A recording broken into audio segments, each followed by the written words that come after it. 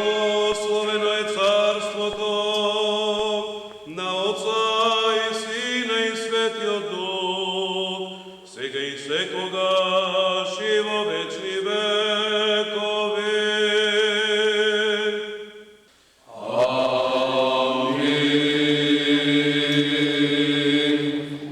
Во мир да се помолиме на Господа.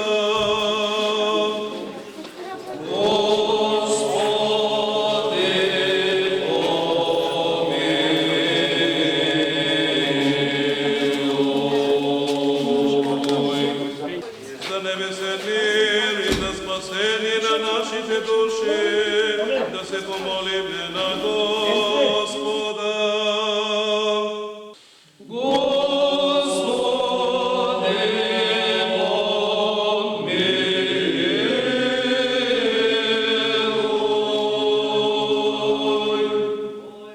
За мир во целиот свет, за благосостојба на светите Божи цркви и за соединување на сите, да се помолиме на Господа.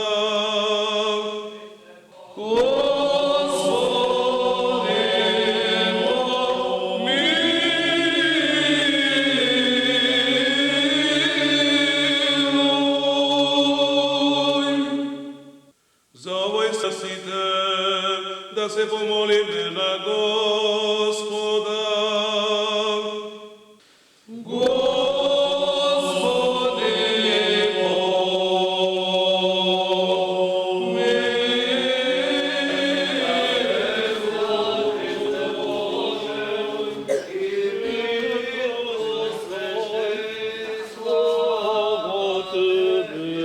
Владико Господи,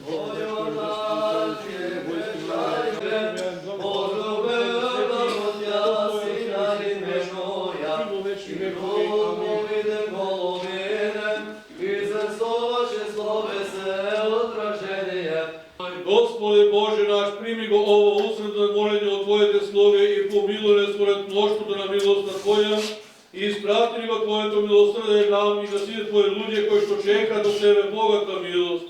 Зашто си милостив, е човеко љубе Бог и Тебе слава Те вознесуваме, на Отца и Сина и Светиот Дух, сега и секогаш и во вечни векови.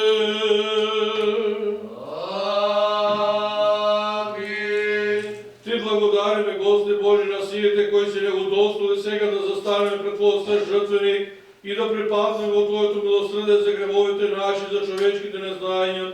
Прими го Боже нашето молење, направи недостойни за принесување молитви и прозби и бескрвни жртва за сите Твои луѓе и успособени нас кои со силата на Твојот свет Дух си не поставил на оваа служба Твоја неосудно и непречено со чисто сведоштво на нашата совест, да Те принесуваме секој време и во секој место, услишувајќи ни да бидеш милостив со мноштвото на Твојата благодат. Заштити е, спасе, помилуј, сочуване Боже, со Твојата благодат. Благословен народ наш, да го спомне Господ благословето царство,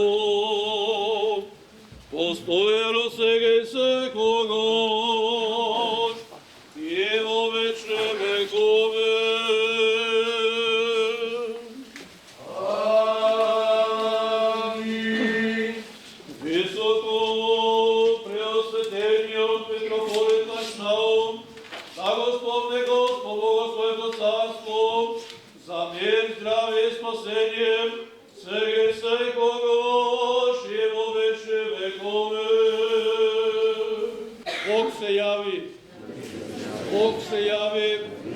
Бог се јави. Драги браќа и сестри, меѓу другите, кај Свети Јован, на реката Јордан дошол и самиот Господ Исус Христос да биде крстен. Штом го видел Свети Јован, го послушил на народот, велејќи: еве го јагнето Божјо, кое ги зема гревовите на светот врз себе. Овие зборови не ги кажал од себе, а му биле влејани од Бога и преку нив пророкот ја прескажал со суштината на Христовата проповед и служба. Односно, дека Спасителот не доаѓа да господари и да задобие слава, туку да служи и да страда заради нашите гревови. Кога Господ Исус Христос се приближил и ја кажал својата намера, тогаш Свети Јован го запрашал и рекол: јас од тебе треба да бидам крстен, а ти при мене ли идеш? Спасителот одговорил: остави го сега тоа, зашто нам ни предстои да ја исполниме секоја правда. Свети Јован увидел дека не требало да се противи и го крстил Господа Исуса Христа. Штом излегол Господ Исус Христос од водата, се отвориле небесата и Духот Божји слегол врз него во вид на гулаб и се чуло глас: ово е мојот возлюбен син и на него е мојата милост. Во црковниот календар овој празник се именува Свето Богојавление, затоа што при крштевањето на Господа Исуса Христа се јавил Бог во три лица. Се чул гласот на Бога Отца, се крштевал Синот Божји и врз него слегол Светиот Дух во вид на гулаб. Во нашиот народ празникот е познат со името Водици, затоа што со влегувањето во реката Јордан, Господ Исус Христос ја осветил водата. Во спомен овој ден и настан и денес се свети вода и Богојавленската водица се чува во православните домови цела година, таа не се и расипува. Затоа, драги браќи и сестри, сите ние ќе придеме да ја осветиме и ова вода што е во храмот, овде во црквата, а да си земеме сите, да си понесеме во нашите домови, а од тука ќе појдеме на реката, каде што ќе биде фрлен и честниот крст во реката и секако оно што ќе е најдобриот пливач, најсретниот, што ќе го фати крстот, ќе биде и награден од црквата. Родите Бога, свидетелство вашите, возлюблена го Тя, Сина именуя, и духовите голубине, и Ваше словесе от рождение, явился Христе Боже, и мир просвещен, слава Тебе, во Јордане крштајуш го ся Тебе, Господи, Троическо е јавился поклонение.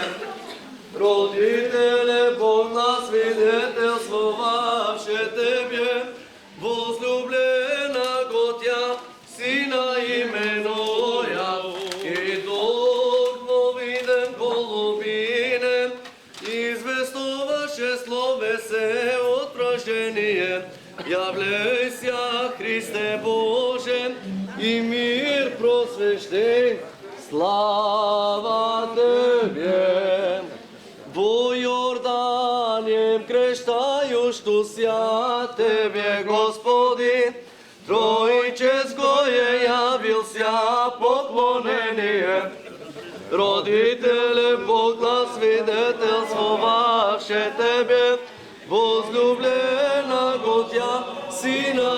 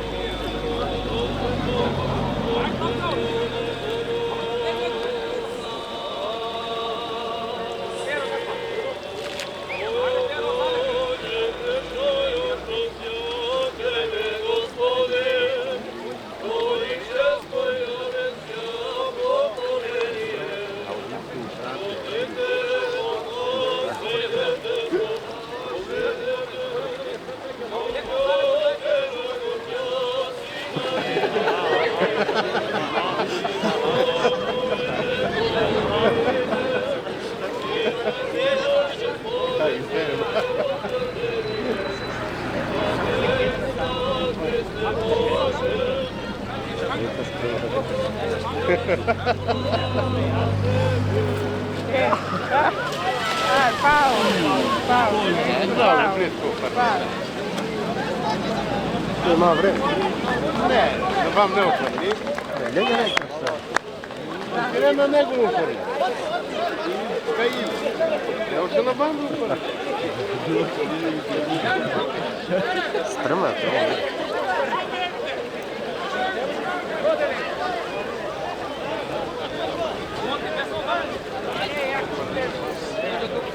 A?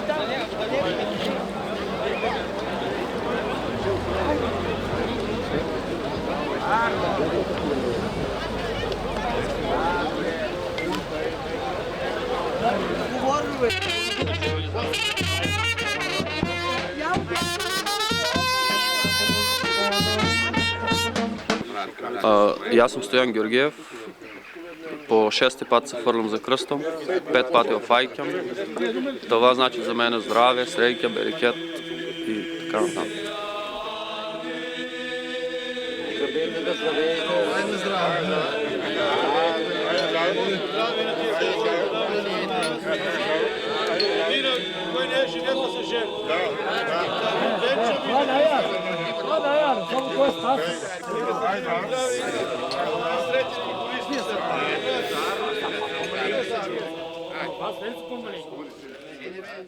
Ajde.